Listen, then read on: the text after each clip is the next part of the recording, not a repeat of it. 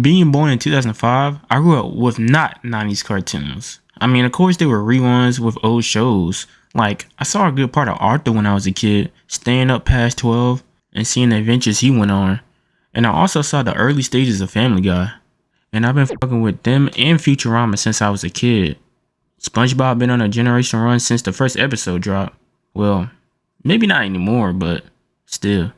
And you know I had to do my due diligence, checking out Batman Beyond and the OG Batman, and some other cartoons also. So I wasn't just a clear-cut beta to these old shows. I knew the impact these shows had on the future generation, and still now today. They been getting love, and stay getting love from newer tunes. So I always kinda confused when Joe Budden type niggas, this is not a diss to Joe Budden, he's just an angry old nigga, so yeah, would say shit like, "Oh yeah, grandson, back in my day, everybody used to be natural.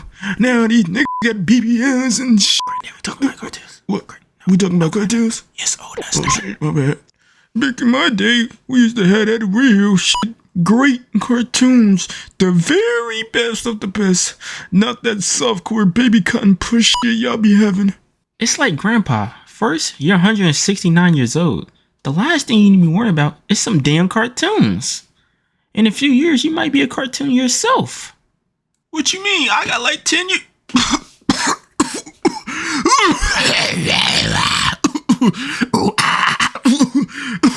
Old people sounds. Scratch that. Maybe a few seconds, cause what in the fuckity fuck was that?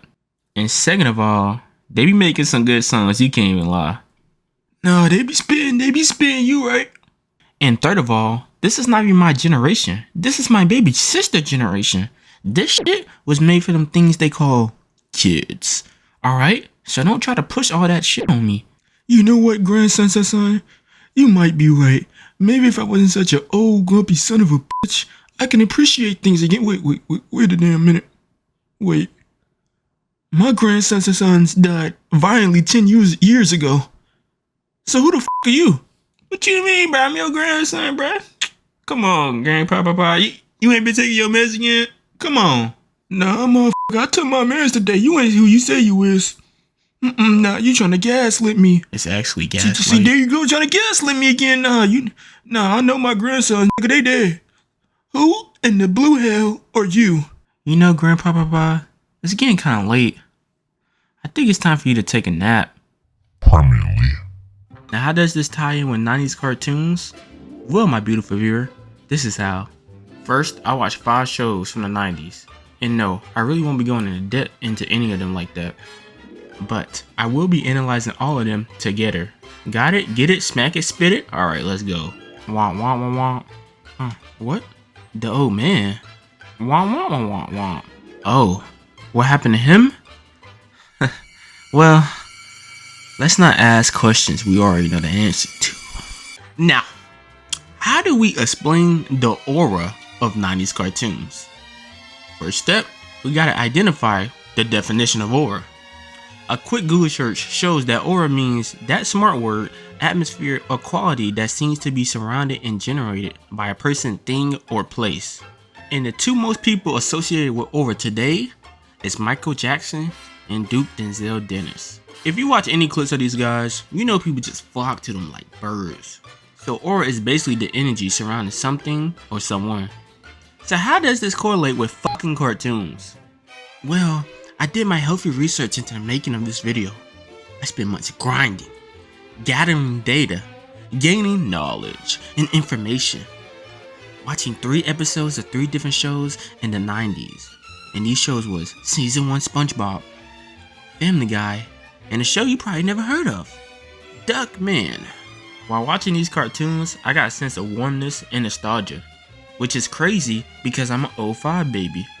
These shows are actually pretty damn entertaining. I know 2 of these are meant for adults and 1 is obviously meant for kids, but at the same time, it didn't seem like it. Don't get me wrong, you don't need a degree in Smart Nigga University to understand these shows, but the jokes and cues are like right on the nose. Obviously, there were smart shows out here, but I feel like a kid from elementary school can catch the references, and trust me, it's not a bad thing at all.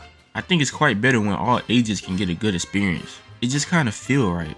Look, I know shows of today can get a lot of flack for being too knowledgeable for their own good, or maybe too much of a social commentary, or they just lean into it just a little bit.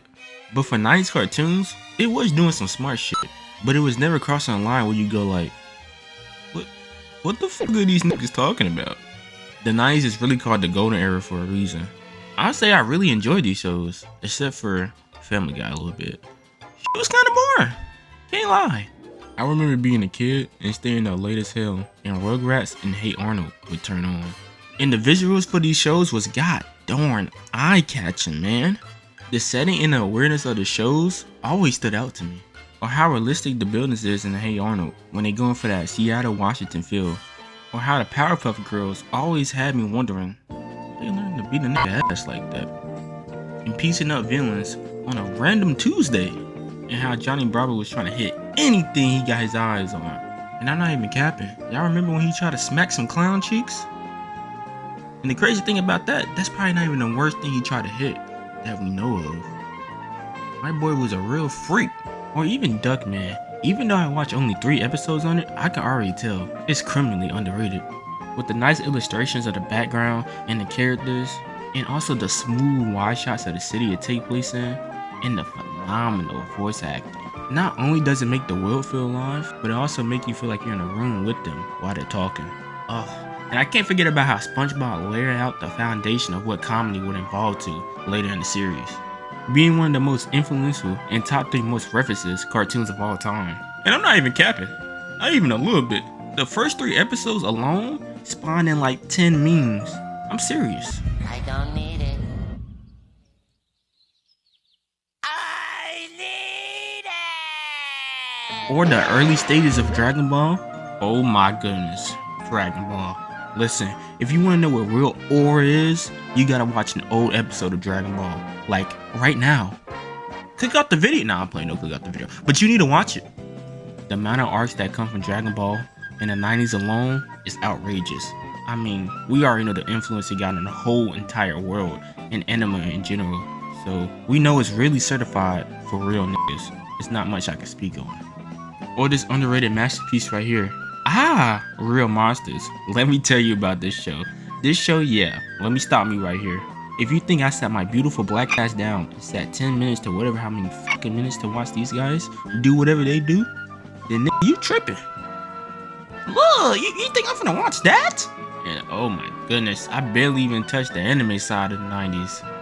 Oh my lord, have mercy. You got shows like Cowboy Bebop.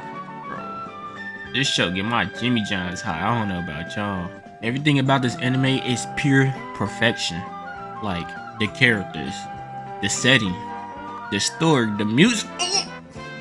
The music, oh my god. It's just amazing. It's like someone took this anime, right? Someone took this anime and they had hot, passionate, and then they threw it up in the air, spit on it, and for the finale, they swanton bomb in it backwards, came back up with Captain America's shield, and then went right into the